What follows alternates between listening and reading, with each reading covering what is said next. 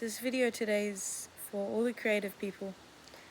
So basically everybody, because I believe that everyone is a creative individual, and that even if you think you're not, you are. You're just not considering your craft as creative because it doesn't fit into the standard confines of what is considered creative. But I really do believe that we all have the creative force within us, and it's our natural state.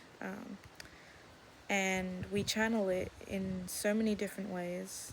And I just wanted to come and talk about the importance of pursuing your creative visions and listening to them and not dismissing them, and answering your calling and not letting what society thinks of you and what other people think of you keep you from doing what you intrinsically feel like you need to do. Because there's a lot of us where we can get so stuck in our life and our job and our responsibilities that we don't have the energy or the effort to do the things that we really want to do deep down, whether it's cooking or creating an artwork or music, anything. I wanted to just let you know that we all have this urge to create things, and if we try to suppress it, we tend to channel it into other things. And I just want you to know that that feeling never goes away. So if you're for example, you work in retail, but you really want to start a fashion brand. You want to sell clothes and design clothes. So instead of doing that, you go to your 9 to 5 every day and you put that effort into how you show up, how you style yourself. And that's beautiful, it's gorgeous. But it takes effort, and it's not actually building on anything or anything that you want. Like, you're sort of burning that passion, that energy that you're channeling into it away.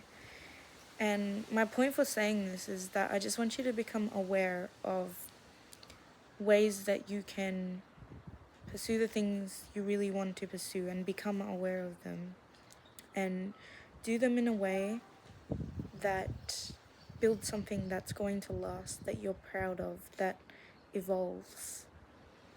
Of course, I'm not saying your sense of style won't evolve, but I'm just trying to say that you must realize that you really care about this thing, so much so that it is worth building something that lasts. Because if you're going to put energy into something, wouldn't you just prefer that it's something that's not fleeting, or something that's not impermanent, like something that's actually going to stay and last? And at the same time, if you can actually do the thing you want to do and pursue your dreams, then you might as well do it.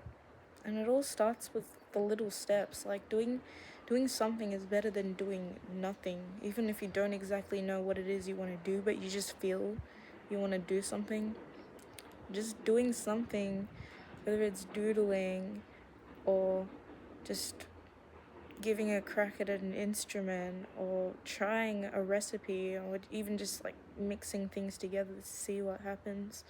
That feedback you get from doing those things, the feedback you get from your environment, from your hands, from actually doing the thing that you're doing, is going to take you in the place that you need to go, that you're urging to go to. You gotta, like, even if you don't know what it is, you just gotta know that you have this feeling. You be aware of this feeling that you have inside of you to create and pursue it like you would anything else. And the thing is, no one else is going to do it for you, and it's unique for everyone. It's not like one box is going to fit everyone. Like, everyone is so different, our needs are so different, and just we differ so much. And the truth is, no one is going to do your work for you. You're going to have to do it yourself and find the reason to do it, and really, really just not go down the path of not doing it and then living a life of regret or resentment that you didn't do the thing that you were called to do, so that when you see other people do it, you wish you had done it, and you have that regret within you and live with regret. Even if it's something small, like, just start off really small. Just 5 minutes a day. Think, even if it's starting off with just thinking about the thing you want to do, and build on that to the point where you start doing the thing, you start loving doing it, you start loving making the mistakes that come with it. Because I know we can get discouraged by making mistakes or having a vision of how something's going to go and then it doesn't go that way. But that feedback we get from making those mistakes is valuable, because we fall back to shoot ourselves forward.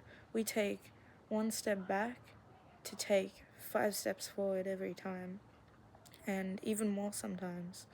So it's shifting that perspective of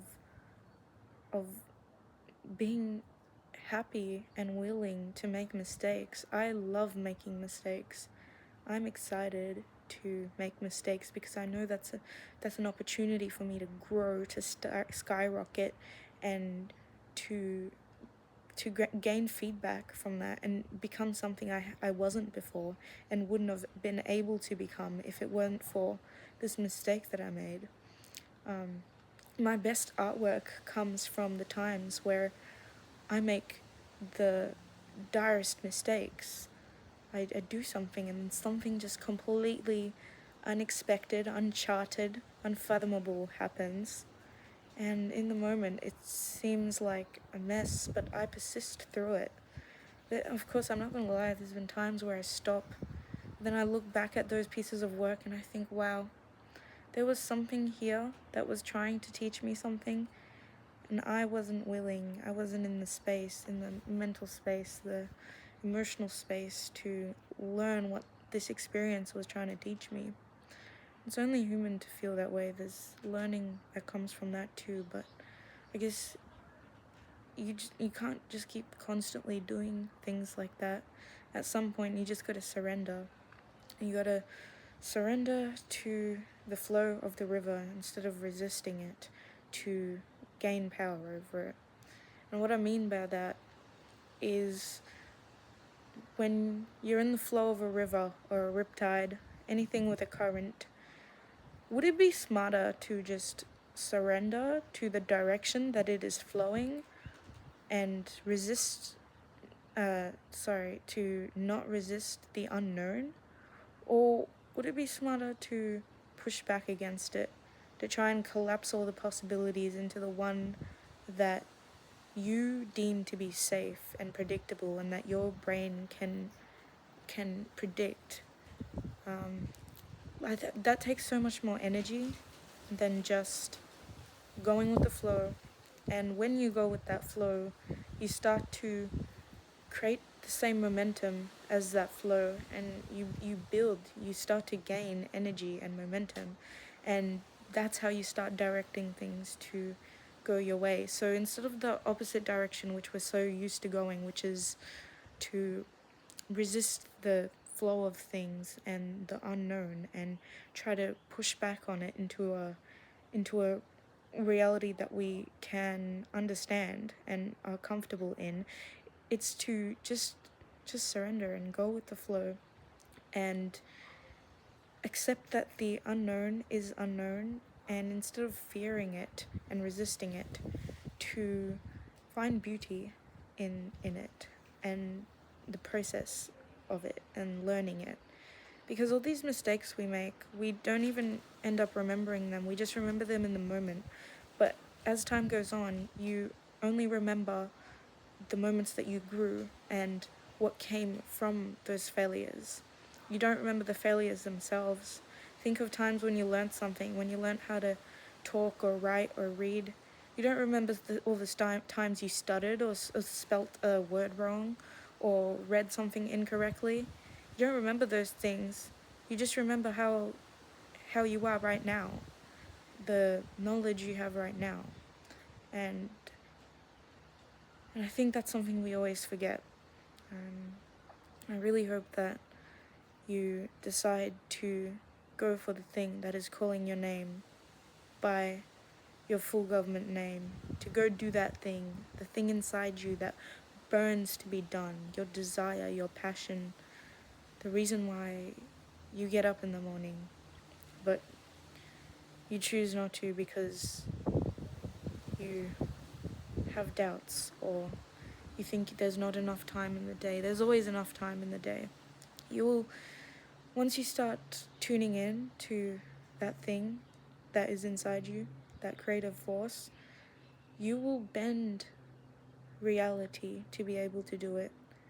Time will not matter. You will make the time in the day, and you will have the stamina and the energy for it because you were going with the flow and you have that momentum to do it.